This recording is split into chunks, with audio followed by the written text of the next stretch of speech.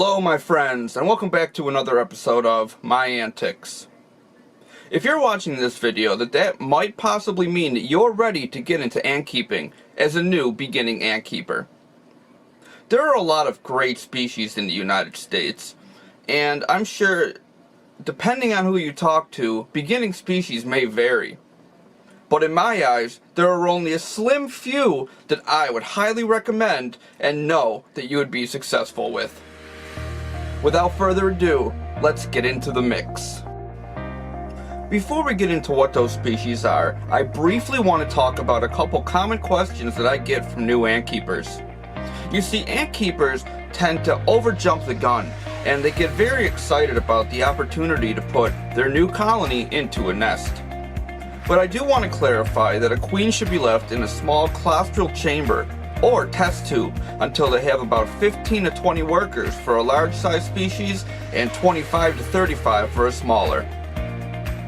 Other than that, a queen doesn't necessarily need any kind of a protein or sugar until her first nenitics arrive. But that doesn't necessarily mean that you do have to avoid from giving them treats. You see, even if I'm raising a lone queen, I like to give her the option of eating a cricket leg or a small drop of honey, and I like to think that this replenishes her to the point where she's not starving towards the end of her cocoons and first workers. So, when it comes down to it, remember, don't put your ant colonies into a nest too early. In fact, keep it out of your mind until you have a decent sized colony with 10 plus workers. Also, most species do not need any kind of a sugar or protein source until their first nenitics or workers arrive. But that doesn't necessarily mean that you can't give them a little treat now and then. Here is a Camponotus pennsylvanicus queen with mature brood. And behind her, we have a Camponotus colony that's 6 to 7 months ahead of her, with its first nenitics and workers, along with a pile of mature brood. Camponotus species in general are fantastic to start out with. They're big, hardy, and can bounce back good when they have little mistakes that we make along the way. You see, they're fully claustral, which basically means that they are able to sustain and fast until their first workers come along without much help from us ant keepers. The one thing they mainly rely upon you for is making sure that they have a constant supply of water when they get thirsty. Now obviously you can throw in little snacks for them to help them move along, but they're basically doing everything they can to succeed together with you as a team.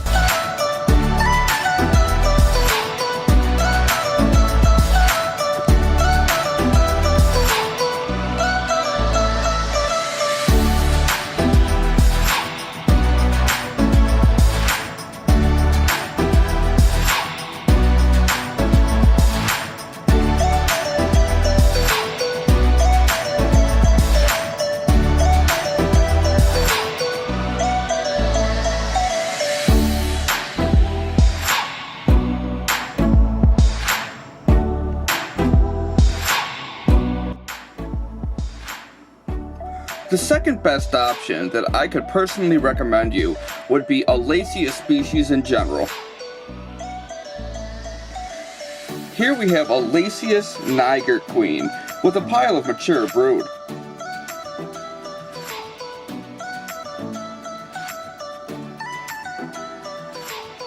They're a lot smaller than Camponotus species, and the same goes for her workers.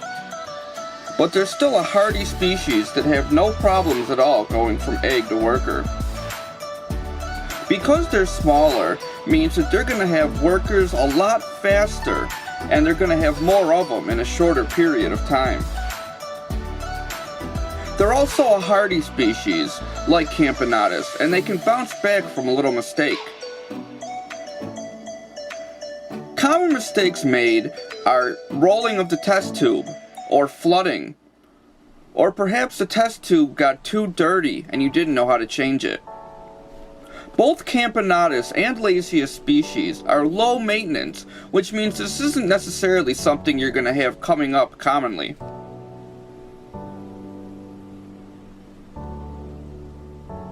Now that we've seen the queen, let's switch it up and take a look at a queen with her first netted ticks.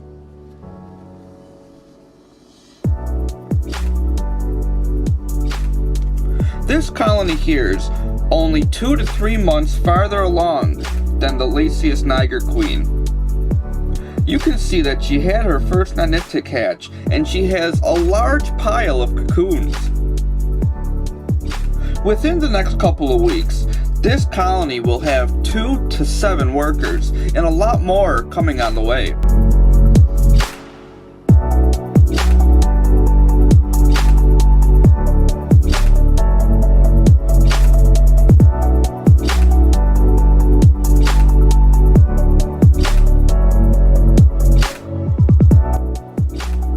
One other species in general I would highly recommend you trying out for your first colonies at home would be pavement ants. Pavement ants are very adaptable to any situation you put them in, and I think that they would be perfect for starting out with, along with Camponotus and Lasius. In comparison, Camponotus are bigger, which means they take a lot longer to go from egg to workers, but they're bulkier and stronger than Laziest. Laziest, on the other hand, are a lot smaller, but it takes a lot less time to go from egg to worker, which means you'll have more workers in a shorter amount of time. The main thing to remember when raising them is to always check their water. Even before they have workers, you want to make sure that they have a sufficient amount of water at all times. And that's pretty much it. Besides giving your queens a snack, they will do everything on their own and show you that they're built to succeed. Well, everybody, I hope you liked this video, and I hope that if you have any questions or comments, you'll definitely consider leaving them down below, and I'll get back to you as soon as I can. We've said it before, and we'll say it some more. Happy ant keeping.